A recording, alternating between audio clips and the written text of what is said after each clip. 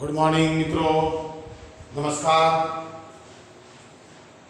मित्रों। गया लेक्चरनी अंदर આપણે પદાર્થના ચુંબકીય ગુણધર્મો ઉપરથી પદાર્થના ત્રણ ભાગમાં વર્ગીકરણ કર્યું છે। નંબર 1 છે ડાયમેગ્નેટિક પદાર્થો, નંબર 2 છે પેરામેગ્નેટિક પદાર્થો અને નંબર 3 છે પેરામેગ્નેટિક પદાર્થો। મિત્રો આના ઉદાહરણો मैं बोर्ड की अंदर लखेला है, एमसीक्यू प्रश्न की अंदर घनी बार पूछे चुकेला है। मित्रों डायमेग्नेटिक पदार्थ सोनू, चांदी, सिलिकॉन, पानी। आ पानी खूब अगत्यनुं छे मित्रों। पानी, नाइट्रोजन, एसटीपीए, सोडियम क्लोराइड और बिस्मथ आ बधा डायमेग्नेटिक पदार्थों। मित्रों एनो कायम ऋण हो, खास ध्यान राखजो। અને જ્યારે ડાયમેગ્નેટિક પદાર્થ સુપર કંડક્ટર તરીકે વર્તે ત્યારે એનો કાયમ -1 જેટલો હોય। મિત્રો ખાસ ધ્યાન રાખજો, μr ની કિંમત 1 કરતા નાની હોય, કારણ કે μr = 1 + કાયમ, એટલે કાયમ ઋણ છે, એટલે μr ની કિંમત 1 કરતા નાની આવશે। મિત્રો ખાસ અગત્યનું μ is less than μ0। ડાયમેગ્નેટિક પદાર્થની परमिएबिलिटी ये शून्यावकाश करता पण ओછી है, तो खास ध्यान रखो। चलो पैरामैग्नेटिक पदार्थों एल्युमिनियम, सोडियम, कैल्शियम, ऑक्सीजन, एसटीपीए, कॉपर क्लोराइड कायमનું મૂલ્ય ધન હોય, એટલે μr ની કિંમત 1 કરતા સહેજ મોટી હોય। જો મિત્રો કાયમ ધન હશે એટલે μr ની કિંમત 1 કરતા સહેજ મોટી હોય અને એનો μ is greater than μ0। तो खास ध्यान रखो। चलो फेरामैग्नेटिक पदार्थों तो एमना बे भाग है, हार्ड फेरामैग्नेटिक पदार्थों, सॉफ्ट फेरामैग्नेटिक पदार्थों। अब सॉफ्ट फेरामैग्नेटिक पदार्थों तो एक नरम लोखंड छे, पण अहींया जो लोखंड, एलिंको, लोडस्टोन आ बधी मिश्र धातुओ। मित्रों एनो कायम मूल्य धन होय, पण आना करता मोटું હોય। ये तो खास ध्यान रखજો। અને μr is much and much greater than 1। जो કાયમની કિંમત ધન છે પણ આના કરતા મોટી છે, એટલે μr ની કિંમત much greater than 1 મળશે। અને એ જ પ્રમાણે μ is much and much greater than μ0। તો મિત્રો આનો એક સ્ક્રીનશોટ લઈ લેજો અથવા તો તમારા ચોપડાની અંદર આને ઉતારી લો। તો મિત્રો આના લગતા જે एमसीक्यू प्रश्नों ये एमसीक्यू प्रश्नों ની અંદર તમને કોઈ તકલીફ ના પડે। મિત્રો સાથે સાથે એ પણ સમજતા જાઓ કે ડાયમેગ્નેટિક પદાર્થને સમાન ચુંબકીય ક્ષેત્રમાં મૂકીએ તો શું થાય, તો એની ચુંબકીય ક્ષેત્ર રેખાઓનો એ પદાર્થ વિરોધ કરે, એટલે એની અંદરથી ચુંબકીય ક્ષેત્ર રેખાઓ પસાર ન થાય। असमान चुंबकीय क्षेत्रની અંદર ડાયમેગ્નેટિક પદાર્થને મૂકતા, પેરામેગ્નેટિક પદાર્થને મૂકતા, ફેરામેગ્નેટિક પદાર્થ એ સાથે સાથે વિચારતા, એટલે આની નીચે તેના ચિત્રો દોરી નાખશો મિત્રો તો બિલકુલ આ ત્રણ ઘટનાઓ જે છે ત્રણનું જે વર્ગીકરણ કર્યું છે એ ફટાફટ તમને યાદ રહી જશે। ચાલો મિત્રો ઓકે છે। તો મિત્રો એક બીજી વાત આ ચેપ્ટરની અંદર ખૂબ અગત્યની છે। फेरामैग्नेटिक पदार्थों नो उपयोग આપણે કાયમી ચુંબકો બનાવવા માટે કરતા હોઈએ।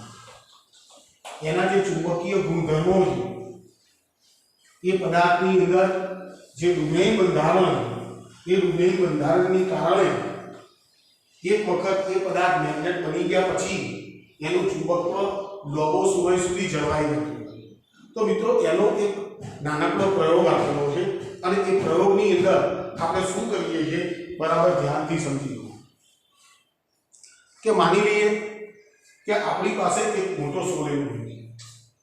मानी लीए कि अपनी पासे एक सोलेनोइड है।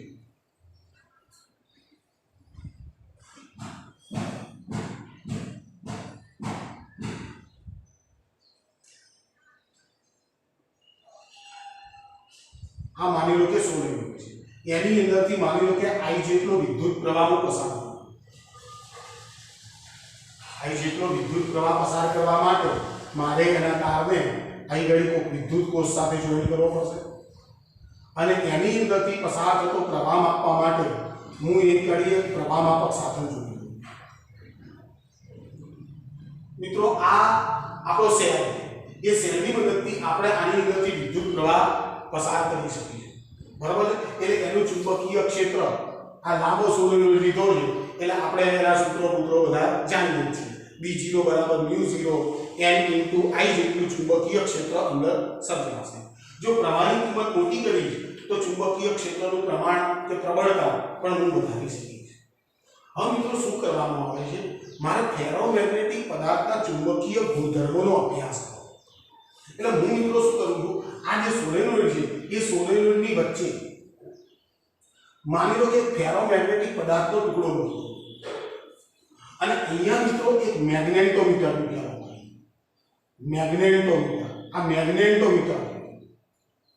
મેગ્નેટોમીટર એક એવું સાધન છે કે જેની અંદર આપેલા પદાર્થની અંદર જે ચુંબકીય મેગ્નેટાઇઝેશનની જે તીવ્રતા છે એ તીવ્રતા તમે માપી શકો એટલે આ એક મિત્રો પ્રયોગ જ છે તો મિત્રો આના માટે આપણે B વિરુદ્ધ H નો આલેખ મૂકવાનો આ પ્રયોગ માટે B વિરુદ્ધ H નો આલેખ મૂકવાનો B શું તો ચુંબકીય ક્ષેત્રની તીવ્રતા મિત્રો ધ્યાન દો જે આપેલા પદાર્થની અંદર ચુંબકત્વ ધારણ થાય છે એનું મૂલ્ય અને કેપિટલ H શું છે તો મિત્રો આગળ આપણે જાણીએ છીએ કે B0 = μ0 n * I ભૂતકાળમાં લખી શકાય તો n * I એને ચુંબકીય ક્ષેત્રની તીવ્રતા તો મિત્રો E = μ0 * H જો H = n * I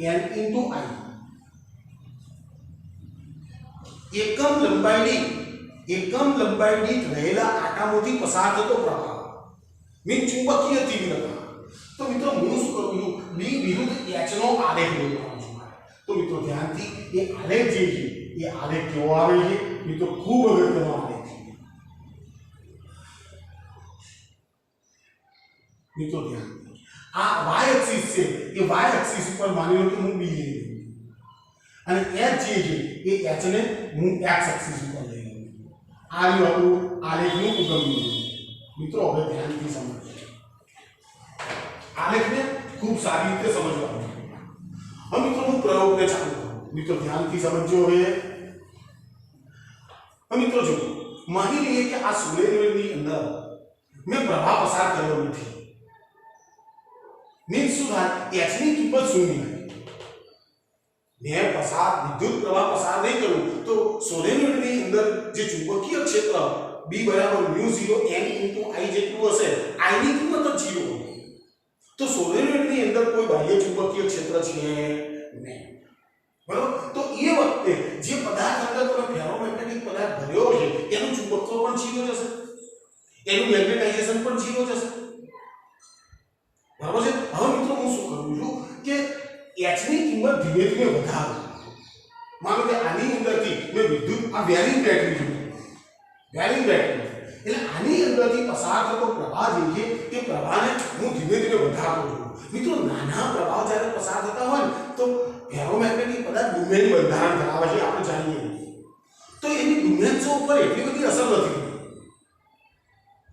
કેટલીક એની પરમાણુ ડાયપોલ જે છે એ ડાયપોલ ક્ષેત્રને સમાંતર ગોઠવવાનો પ્રયત્ન કરતી હોય પણ એની ડોમેન્સ જે છે એ વેરવિખેર નથી એટલે નાના પ્રવાહો માટે મિત્રો ધ્યાનથી અહીંયા આલેખ જે દોરું છું એ આલેખ કંઈક આ પ્રકારનો દોરું છું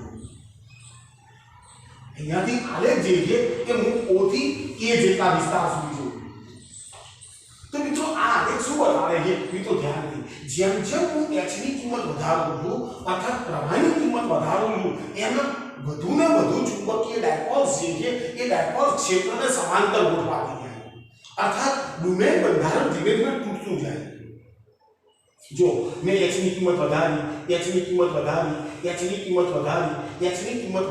મિત્રો જ્યારે હું એ બિંદુ પાસે પહોંચી આ એ બિંદુ પાસે તો આ એ બિંદુ એવો બિંદુ છે કે જે પ્રવાહ માટે કે જે h ના મૂલ્ય માટે આની અંદર રહેલી જે ચુંબકીય ડાયપોલ્સ જે તમામે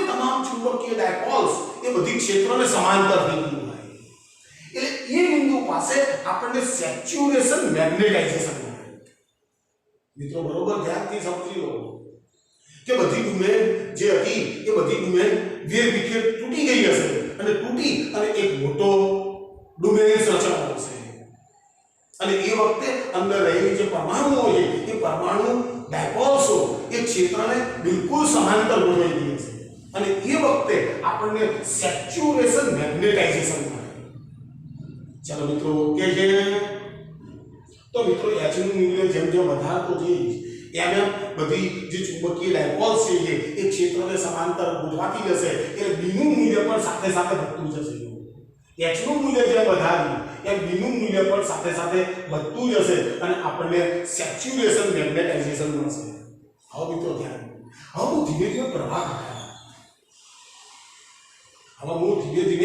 પ્રવાહને ઘટાડી દઉં હવે પેલો ફેરોમેગ્નેટિક પદાર્થ છે મિત્રો ધ્યાનથી ફેરોમેગ્નેટિક પદાર્થ છે અને ફેરોમેગ્નેટિક પદાર્થ એક વખત ચુંબકત્વ ધારણ કરી લે એની પરમાણુ ડાયપોલ્સો ચુંબકીય ક્ષેત્રને સમાંતર ગોઠવાઈ જાય પછી એ ગુણધર્મને એ ઝડપથી ભૂલતું નથી એટલે હું પ્રવાહને ઘટાડું તો એની અંદરથી કેટલીક ચુંબકીય ડાયપોલ જે છે એ ચુંબકીય ડાયપોલ પોતાની દિશામાંથી વિચલિત થઈ જાય ક્ષેત્રની દિશામાંથી વિચલિત થાય અને વિચલિત થઈ અને મિત્રો આ ગ્રાફ જે છે એ ગ્રાફ મૂળ માર્ગે પાછો ન આવતા કોઈ અન્ય માર્ગે અહીંયા આવે બિંદુ પાસે મિત્રો જો શું બતાવ્યું કે એક વખત સેચ્યુરેશન મેગ્નેટાઇઝેશન તમને મળી ગયું હવે હું પ્રવાહને ઘટાડી દઉં H નું મૂલ્ય ઘટાડી દઉં છતાં પણ એનું ચુંબકીય ક્ષેત્ર જે છે એ ચુંબકીય ક્ષેત્ર પ્રમાણમાં થોડું ઘટે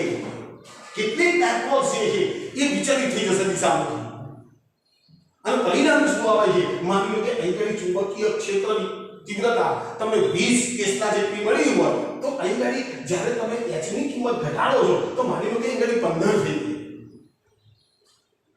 અહીંયા 15 એનો અર્થ શું થયો મિત્રો કે એની અંદર હજી પદાર્થની અંદર ચુંબકત્વ છે જો H ની કિંમત તો મેં શૂન્ય કરી નાખી H ની કિંમત મેં શૂન્ય કરી નાખી જ્યારે H 0 ત્યારે B ≠ 0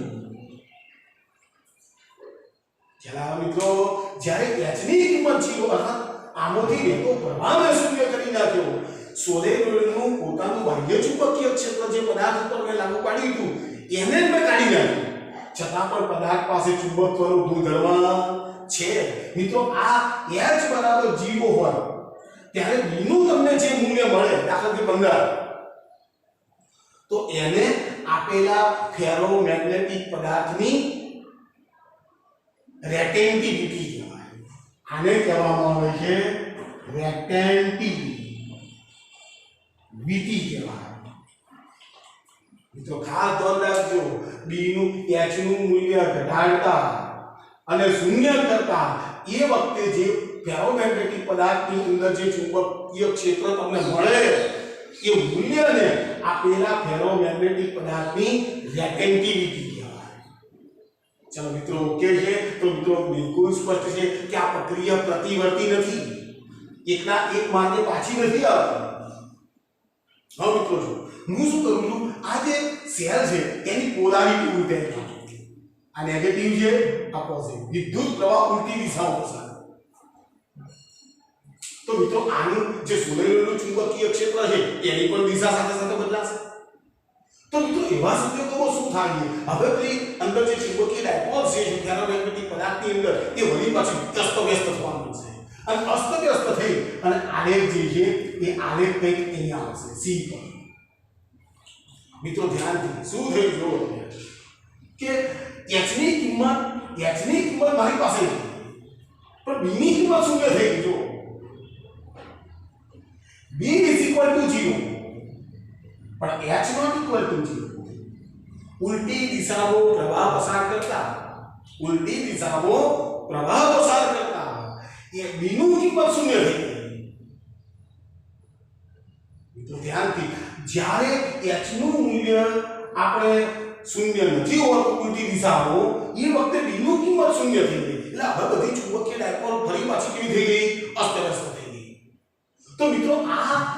જગ્યા ઉપર આ જગ્યા ઉપર જે તમને h નું મૂલ્ય મળે એ h ના મૂલ્યને ક્વોશિયોવિટી કહેવાય.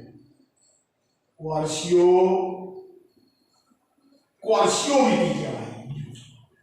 તો ખાસ ધ્યાન રાખજો. ટૂંકમાં રેટેન્ટિવિટી એ નું મૂલ્ય બતાવે અને ક્વોશિયોવિટી એ h નું મૂલ્ય બતાવે. ચલો મિત્રો ઓકે છે. હવે મિત્રો શું કરું છું, ઉલટી દિશામાં પ્રવાહને વધારું. તો મિત્રો ઉલટી દિશામાં પ્રવાહને પસાર કરતા વળી પાછું ધ્યાનથી મિત્રો બરાબર ધ્યાનથી સમજો, વળી પાછું એનું સંતૃપ્ત મેગ્નેટાઇઝેશન મળે. એટલે જેમ એ બિંદુ મળ્યું હતું એવું ડી બિંદુ મળે ઉલટી દિશામાં. બરાબર મિત્રો હવે તો રિપીટેશન થવાનું. વળી પાછું હું પ્રવાહને ઘટાડું છું, પ્રવાહને ઘટાડીશ, વળી પાછું ગ્રાફ એંગલ E પર આ જો મિત્રો D અને E એ રેટેન્ટિવિટી સૂચવે. h નું મૂલ્ય શું છે? h નું મૂલ્ય શું છે? ખ્યાલ આવે છે? વળી પાછો હું વળી પાછું બેટરીને ઉલટી કરી નાખું અને પ્રવાહ પસાર કરું. વળી પાછું મિત્રો જો ગ્રાફ અહીંયા આવે EF. વળી પાછું મને ક્વોશિયોવિટી મળી. જો h નું મૂલ્ય છે પણ D0 હોય એ ક્વોશિયોવિટી. વળી પાછો ગ્રાફને અહીંયા જોડી નાખો. તો મિત્રો આ જે D બિંદુથી h નો ગ્રાફ છે એ ગ્રાફનું નામ છે હિસ્ટેરેસિસ સાયકલ. અને મિત્રો એના દ્વારા જે ઘેરાતું ક્ષેત્રફળ છે આ સમગ્ર પ્રક્રિયા દરમિયાન વ્યય પામતી ઉષ્મા ઊર્જા દર્શાવે. મિત્રો આ જે હિસ્ટેરેસિસ સાયકલ છે એ સાયકલ દ્વારા ઘેરાતું જે ક્ષેત્રફળ છે એ ક્ષેત્રફળ એ આ સમગ્ર ઘટના દરમિયાન ઉષ્મા ઊર્જા સ્વરૂપે વ્યય પામતી ઊર્જા દર્શાવે. તો મિત્રો બિલકુલ સરળ છે કે જેની અંદર આપણે એક નાનકડો પ્રયોગ કર્યો છે. D વિરુદ્ધ h નો આલેખ દોર્યો છે. બે વસ્તુ યાદ રાખવાની. એક છે રેટેન્ટિવિટી. રેટેન્ટિવિટી એ D નું મૂલ્ય આપે. મિત્રો ધ્યાનથી જેટલી રેટેન્ટિવિટી મોટી હોય એટલો આ ગ્રાફ જે છે એ તમને મોટો મળશે. એટલે અહીં આગળ 20 હતું તો એની જગ્યાએ મારા 15 મળ્યું. જો બીનું મૂલ્ય ઊંચું મળતું હોય તો 57. તો મિત્રો આવા પદાર્થો જે છે એ પદાર્થો હાર્ડ ફેરોમેગ્નેટિક હોય. હાર્ડ ફેરોમેગ્નેટિક પદાર્થની રેટેન્ટિવિટી ઘણી બધી વધારે ખ્યાલ આવે છે. અને એનો હિસ્ટેરેસિસ સાયકલ જે છે એ ઘણી બધી પહોળી હોય. જ્યારે નરમ લોખંડ જે છે એ નરમ લોખંડને કેવું છે કે તમે સોલેનોઇડની પ્રવાહધારી સોલેનોઇડની અંદર મૂકો એટલે જ્યાંથી બાહ્ય ચુંબકીય ક્ષેત્ર હાજર હોય ત્યાંથી એનું ચુંબકત્વ હોય. પણ જેવો તમે બાહ્ય ચુંબકીય ક્ષેત્ર કાઢી નાખો એટલે પદાર્થની અંદર પણ ચુંબકીય ક્ષેત્ર અદ્રશ્ય થાય. એટલે એની રેટેન્ટિવિટી નાની હોય. નરમ લોખંડની રેટેન્ટિવિટી ઓછી હોય, એની ક્વોશિયોવિટી પણ ઓછી હોય. અને આ હિસ્ટેરેસિસ સાયકલ સાંકડી હોય. મિત્રો ખાસ ધ્યાન રાખજો, હાર્ડ ફેરોમેગ્નેટિક પદાર્થ માટે રેટેન્ટિવિટી ઘણી બધી ઊંચી, હિસ્ટેરેસિસ સાયકલ પહોળી હોય. જ્યારે નરમ લોખંડ માટે રેટેન્ટિવિટી નીચી હોય અને હિસ્ટેરેસિસ સાયકલ સાંકડી હોય. ખ્યાલ આવે છે? તો મિત્રો ધ્યાનથી એક નાનકડો મુદ્દો છે, કાયમી ચુંબકો કોને કહેવાય? તો જે પદાર્થનું ચુંબકત્વ ઓરડાના તાપમાને ખૂબ લાંબો સમય સુધી જળવાઈ રહેતું હોય એવા ચુંબકોને કાયમી ચુંબકો કહેવાય. હવે કાયમી ચુંબકો કેવી રીતે બને છે? તો મિત્રો ધ્યાનથી આપણા પૃથ્વીના જે ચુંબકીય ધ્રુવો છે ને ઉત્તર દક્ષિણ, તો આપણે કોઈ લોખંડના સળિયાને ઉત્તર દક્ષિણ દિશામાં રાખી અને વારંવાર જો ટીપવામાં આવે તો પણ એ ચુંબક બની જાય. અથવા તો કોઈ લોખંડનો સળિયો છે એ લોખંડના સળિયાને એક છેડાને કોઈ ચુંબકના કોઈ ધ્રુવ સાથે વારંવાર ઘસવામાં આવે એક જ દિશામાં તો પણ એ ચુંબક બની જાય. અને સૌથી સારામાં સારો વાત મિત્રો આ છે કે સોલેનોઇડની અંદર ફેરોમેગ્નેટિક પદાર્થને જો મૂકવામાં આવે તો પણ એ ચુંબકત્વ ધારણ કરી લે. તો મિત્રો જે ચુંબકો ઓરડાના તાપમાને ખૂબ લાંબા સમય સુધી ચુંબકત્વ ધારણ કરી શકતા હોય એવા પદાર્થોને કાયમી ચુંબકો કહેવાય. જ્યારે નરમ લોખંડ માટે તો રેટેન્ટિવિટી નાની છે, હિસ્ટેરેસિસ સાયકલ સાંકડી છે અને માટે એ ઇલેક્ટ્રોમેગ્નેટ તરીકે જે તે જગ્યાએ વપરાતા હોય છે. ઇલેક્ટ્રિક બેલમાં વપરાય છે, ટેલિફોનમાં વપરાય છે. આપણે ભૂતકાળની અંદર ગેલેનોમીટરમાં પણ નરમ લોખંડને વાપરી ચૂક્યા છીએ. તો મિત્રો નરમ લોખંડ જે છે એ સોફ્ટ ફેરોમેગ્નેટિક પદાર્થ છે. તો મિત્રો ધ્યાનથી અહીંયા તમારા ચેપ્ટરની બધી જ થિયરીઓ જે છે એ થિયરીઓ મેં પૂર્ણ કરી નાખી છે. મિત્રો તમે એક વખત આની થિયરીઓને વ્યવસ્થિત હું જે થિયરીઓ આપું એને તમે વ્યવસ્થિત તૈયાર કરવા માંડો અને જે થિયરીઓ આપણે તૈયાર કરવાની નથી એના એમસીક્યુ પ્રશ્નો કેવા પૂછાય છે એ પ્રશ્નોની પણ હું વિગતે આવતા લેક્ચરની અંદર ચર્ચા કરીશ. ચાલો ઓકે મિત્રો.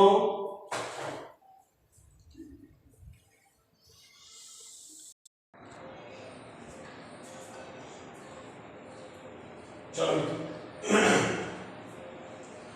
હવે આપણે જે થિયરીઓ પૂરી કરી ચૂક્યા છે મિત્રો એના ઉપર આધારિત અહીંયા મેં બે પ્રશ્નો લખેલા છે. મિત્રો પ્રશ્ન બિલકુલ સરળ છે. એક મેગ્નેટની કોર્સિયોવિટી 3 × 10⁻³ એમ્પિયર પ્રતિ મીટર છે. મિત્રો કોર્સિયોવિટી જો આ કોર્સિયોવિટી હવે હિસ્ટ્રીસિસ સાયકલ યાદ કરીએ.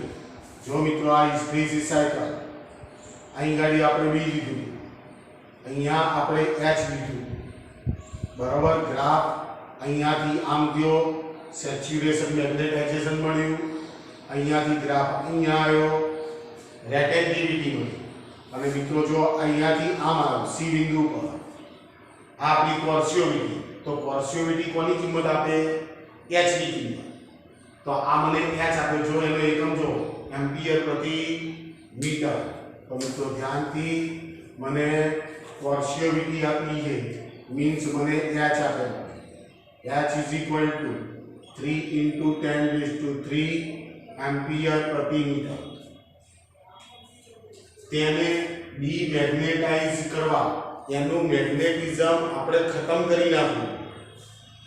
10 સેન્ટીમીટર લાંબા અને 50 આંટાવાળા એક સોલેનોઇડમાં રાખ્યો છે. મિત્રો આપણે કોર્સિયોવિટી ક્યારે મળે છે? આપણે ઉલટો પ્રવાહ પસાર કરીએ છીએ ત્યારે. તો ડીમેગ્નેટાઇઝ કરવા 10 સેન્ટીમીટર લાંબા અને 50 આંટાવાળા એક સોલેનોઇડમાં રાખ્યો છે. તો સોલેનોઇડમાં કેટલો પ્રવાહ પસાર કરવો પડે? તો મિત્રો આપણે સૂત્ર જાણીએ છીએ h = n × I. તો h = N/L × I. આ તો એકમ લંબાઈ ની જાણતા છે. મારે પ્રવાહ શોધવો. I = HL/N. h ની કિંમત 3 × 10⁻³ L ની કિંમત 10 સેન્ટીમીટર એટલે મીટરમાં કન્વર્ટ કરો. 10 × 10⁻² એટલે 10⁻⁻1 અને ભાગ્યા આર્યા 50 = જો 3 × 10⁻² ભાગ્યા 50 = 300/50. બિંદુ બિંદુ કેન્સલ. 6 × 50 = 30. I = 6 ampere. મિત્રો બરોબર પ્રશ્નને સમજો. કોર્સિયોવિટી એ h નું મૂલ્ય આપે, રેટેન્ટિવિટી એ b નું મૂલ્ય આપે. એટલે જો સુધી તમે પેલો હિસ્ટ્રીસિસ સાયકલ વ્યવસ્થિત ના શીખ્યા હોય તો સુધી આવા પ્રશ્નો ના આવે અને પ્રશ્નમાં કોઈ દમ નથી. બરાબર છે? તો મિત્રો ઉતારી લો જરા.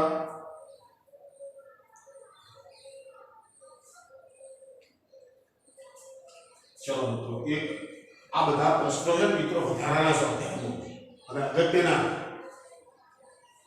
ચલો મિત્રો એક ક્યુરીના નિયમ પરનો પ્રશ્ન છે. ખૂબ સરસ છે. વધારાના સ્વાધ્યાયમાં છે તમારા. ચલો મિત્રો જોઈએ એ પ્રશ્ન. જો એક પેરામેગ્નેટિક ક્ષાર આપેલો,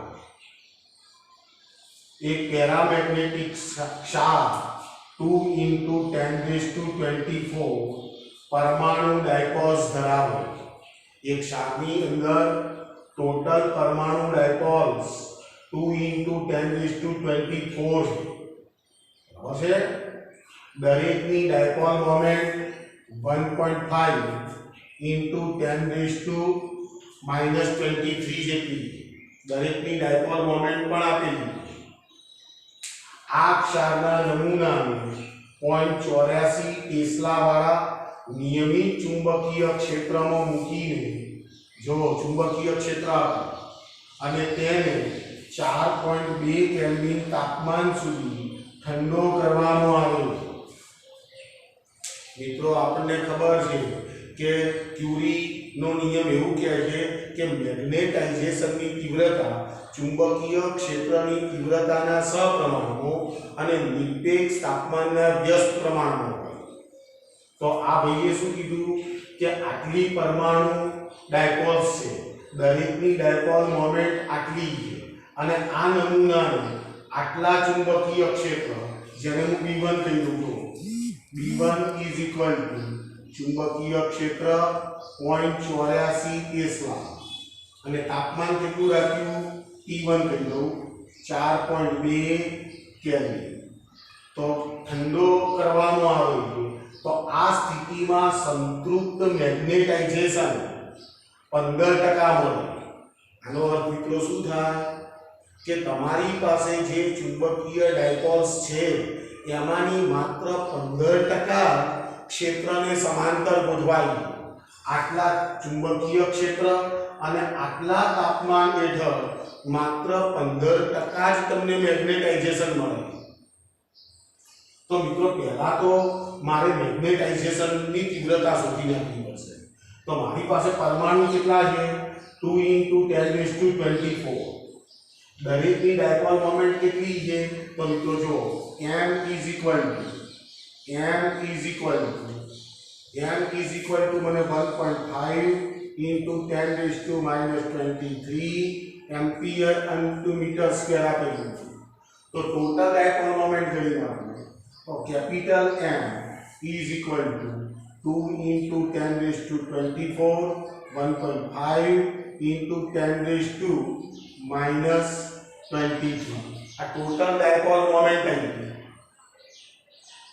તો M is equal to ચલો 15 30 ને 3 ગુણ્યા 10 raised to 1 is equal to 30 ampere into metre square મિત્રો આટલી ટોટલ ડાયપોલ મોમેન્ટ હતી પણ આ ભાઈ શું કહે છે કે સંતૃપ્ત મેગ્નેટાઇઝેશન માત્ર 15% જ મળે એટલે આની આ જે ડાયપોલ્સ છે એમાંની માત્ર 15% ડાયપોલ જ ક્ષેત્રને સમાંતર ગોઠવાય તો હું આને કહી દઉં છું m1 is equal to 15% of 30 તો મને ડાયપોલ મોમેન્ટ કેટલી મળશે આની 15% મળશે તો 15 ભાગ્યા 100 ગુણ્યા 30 તો બિંદુ બિંદુ કેન્સલ 15 તરી 45 ભાગ્યા 10 is equal to 4.5 ampere into metre square મિત્રો બરોબર સમજજો તો મને એ વખતે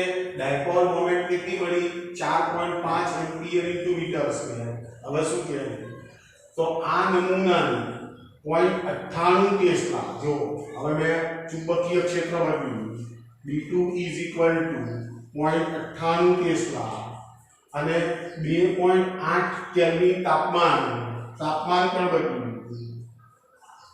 2.8 કેલ્વિન તાપમાન ડાયપોલ મોમેન્ટ કેટલી હશે કેપિટલ M2 બરાબર ક્વેશ્ચન માર્ક મિત્રો બરોબર સમજજો હવે જો મિત્રો પહેલાનું ચુંબકીય ક્ષેત્ર 0.84 ચુંબકીય ક્ષેત્રમાં વધારો થયો 0.98 તાપમાન 4.2 કેલ્વિન બરાબર આ તાપમાનનો પણ ઘટાડો કર્યો 2.8 કેલ્વિન એટલે મિત્રો એક વસ્તુ નક્કી છે કે આ હવે સંતૃપ્ત મેગ્નેટાઇઝેશન જે તમને 15% મળતું હતું ને એના કરતાં મેગ્નેટાઇઝેશન આમાં વધારે મળશે કેમ ચુંબકીય ક્ષેત્ર વધાર્યું અને તાપમાન એના કરતાં ઘટાડ્યું તો મિત્રો ધ્યાનથી ક્યુરીનો નિયમ શું છે તો ક્યુરીનો નિયમ ક્યુરીનો નિયમ m is equal to c b 0 upon capital T નો ઉપયોગ કરતા મિત્રો બરોબર સમજો તો હું આ સૂત્રને આવું લખું m1 is equal to c b1 upon t1 બરોબર છે અને બીજા કિસ્સા માટે m2 is equal to c b2 upon t2 મારે m2 જોઈએ તો m2 ને આના વડે ભાગી દઉં m1 વડે તો m2 અહીંયા લખું છું m2 ભાગ્યા m1 is equal to m2 એટલે cb2 ભાગ્યા t2 into t1 ભાગ્યા cb1 cc કેન્સલ તો m1 ને આ બાજુ લઈ લો તો is equal to જો b2 into t1 ભાગ્યા t2 into b1 તો m2 is equal to b2 into t1 into capital M1 અને ભાગ્યા t2 into b1 મિત્રો બરોબર કરજો જો b2 એટલે 0.98 ગુણ્યા t1 એટલે 4.2 m1 એટલે 4.5 અને ભાગ્યા t2 એટલે 2.8 અને b1 એટલે 0.84 મિત્રો બિલકુલ સરળ ક્યુરીના નિયમ પર આધારિત પ્રશ્ન છે ચલો ગુણાકાર ભાગાકાર કરી નાખું 0.98 ગુણ્યા 4.2 ગુણ્યા 4.5 ઇક્વલ ટુ એટલે ભાગ્યા 2.8 ભાગ્યા 0.84 7.88 લખું તો 7.875 આ શું આવ્યું m2 એમ્પિયર ઇન્ટુ મીટરનો સ્ક્વેર મિત્રો જો મેં તમને પહેલા જ કીધું m1 હતો 4.5 આ m2 આવ્યો 7.8 કારણ શું હતું ચુંબકીય ક્ષેત્ર વધાર્યું અને તાપમાન ઘટાડ્યું ચુંબકીય ડાયપોલ મોમેન્ટ જે છે એ ચુંબકીય ક્ષેત્રની તીવ્રતાને સપ્રમાણમાં અને તાપમાનના વ્યસ્ત પ્રમાણમાં એટલે m2 ની કિંમત m1 કરતાં મોટી આવવાની હતી એ પહેલેથી ફિક્સ જ હતી ચલો ઓકે છે તો બરોબર ધ્યાનથી ઉતારો બંને વધારાના સ્વાધ્યાયમાં આપેલા પ્રશ્નો છે મિત્રો અને હવે આપણે ધીમે ધીમે નાનકડા MCQ પ્રશ્નો સોલ્વ કરવાના છીએ પ્રશ્નો ઘણા બધા મિત્રો પહેલા ઉતારી લો અને હું દાખલા નંબર ભૂલી ગયો છું તમે જરા ચેક કરી લેજો બંને દાખલા ખૂબ સરસ છે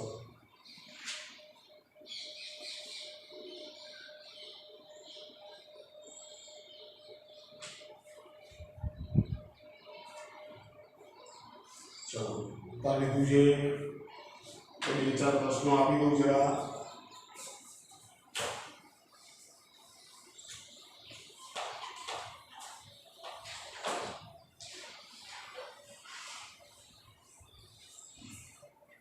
ચલો P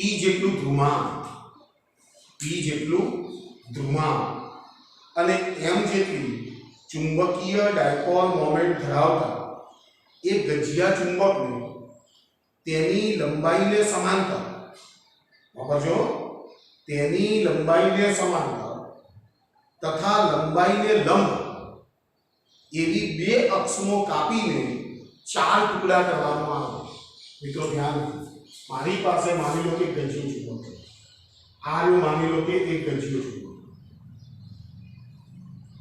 આ એક ગજિયો ચુંબક છે જો આની ડાયપોલ મોમેન્ટ m છે અને એનું ધ્રુવાંક કેવું છે એ ધ્રુવાંક મને p આપ્યું છે હવે મિત્રો શું કહે છે ગજિયા ચુંબકને તેની લંબાઈને સમાંતર તો તેની લંબાઈને સમાંતર આમ થઈ એટલે બે ટુકડા થઈ ગયા તેની લંબાઈને સમાંતર અને લંબાઈને લંબ, આ લંબાઈને લંબ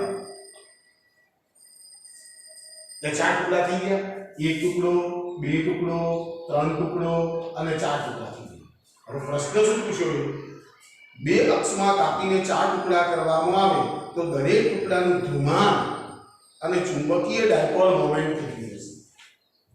હવે મિત્રો જો, હવે આમાંનો એક પ્રત્યેક ટુકડો લઈ લો. માની લો કે આનો એક આ ટુકડો લઈ લો, આ 1 નંબર આ એક ટુકડો લઈ લો. હવે મિત્રો જો, આની સાઈઝ અડધી થઈ, જે એની પહોળાઈ હતી એના કરતા અડધી થઈ જશે. અડધી થઈ જશે એટલે એનું જે ધ્રુવાંક છે, એનું ધ્રુવાંક જે છે એ ધ્રુવાંક p/2 જેટલું થઈ જાય. મિત્રો બરોબર ધ્યાનથી સમજો, એનું ધ્રુવાંક p/2. હવે મિત્રો અહીંથી આખું અંતર જો l હોય, મેગ્નેટની ટોટલ લંબાઈ જે છે l હોય, તો આટલા ટુકડાની લંબાઈ l/2 જેટલી થશે. આટલો ટુકડો l/2 છે તો મેગ્નેટિક મોમેન્ટ કેટલી થશે? તો મેગ્નેટિક મોમેન્ટ m એનું ધ્રુવાંક એટલે p/2 l/2 થશે. મેગ્નેટિક આ જે ઓરિજિનલ આપણું મેગ્નેટ હતું, ઓરિજિનલ એની ડાયપોલ મોમેન્ટ કેટલી છે? m p l. મિત્રો ધ્યાનથી લંબાઈ l લીધી છે એટલે એની મેગ્નેટિક મોમેન્ટ કેટલી હશે? m p l છે. અને અહીં ગણી શું આવશે? આનું ધ્રુવાંક કેટલું? p/2. હવે લંબાઈ કેટલી? તો કે l/2, બે છેડાની લંબાઈ l/2. તો E આવું આવશે pr/4. તો pr એટલે શું?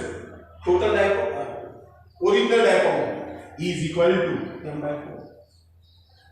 તો મિત્રો આનો સાચો જવાબ છે ધ્રુવાંક કેટલું મળશે? ધ્રુવાંક p/2. અને ડાયપોલ મોમેન્ટ કેટલી હશે? m/2. ચલો મિત્રો ઓકે. ચલો તો એક નાનકડો પ્રશ્ન પણ સારો છે. એક પદાર્થની સાપેક્ષ પરમિયાબિલિટી 0.075. એક પદાર્થની સાપેક્ષ પરમિયાબિલિટી, જો સાપેક્ષ પરમિયાબિલિટી એટલે μr થયો, μr = 0.075. એક પદાર્થની સાપેક્ષ પરમિયાબિલિટી 0.075 છે તો તેની ચુંબકીય સસેપ્ટિબિલિટી ખાલી જગ્યા, અને આ પદાર્થ કયો હશે? મિત્રો μr આપો તો મિત્રો જાણીએ આપણે કે μr = 1 + chi. તો chi ને સૂત્ર કરતા બનાવો μr કેટલો? 0.075 ઓછા કે E = 0.075 માંથી એક બાદ કરો, 0.075 ઓછા 1 E = -0.925. મિત્રો પદાર્થ કયો હશે? કાયમ કેવાય ઋણ, કાયમ ઋણ આવે તો આ પદાર્થ કયો હશે? ડાયમેગ્નેટિક. એટલે મિત્રો કેટલીક વખતે તો શું તમને આ ગણાવશે જ નહીં અને તમને સીધે પૂછશે કે એક પદાર્થની સાપેક્ષ પરમિયાબિલિટી આટલી તો એ પદાર્થ કયો હશે? તો પછી તમારે કાયમ ગણી નાખો. એનો કાયમ ગણશો તો તમારી પાસે જો માઈનસ આવશે તો ડાયમેગ્નેટિક નક્કી છે, અને એક કરતા સેજ મોટો આવે પ્લસ તો પેર, અને ખૂબ મોટો આવે તો પછી પેર. ચલો ઓકે મિત્રો ઉતારતા રહેજો.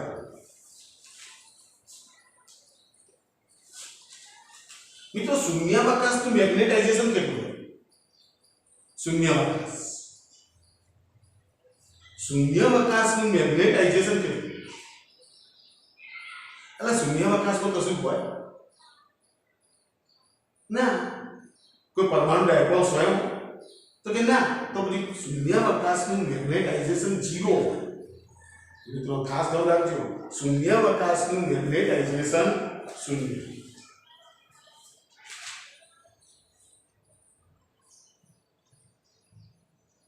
चलो मित्रों प्रश्न तो घना बधा देखाय छे आवती वखते हूँ तमने खास आ बधा एमसीक्यू प्रश्नो आपवानो छुं तमने पीडीएफ फाइल पर मोकलवानो छुं चलो मित्रों एक प्रश्न सारो देखाय छे चुंबकीय फ्लक्स जो प्रश्न नानो चुंबकीय फ्लक्स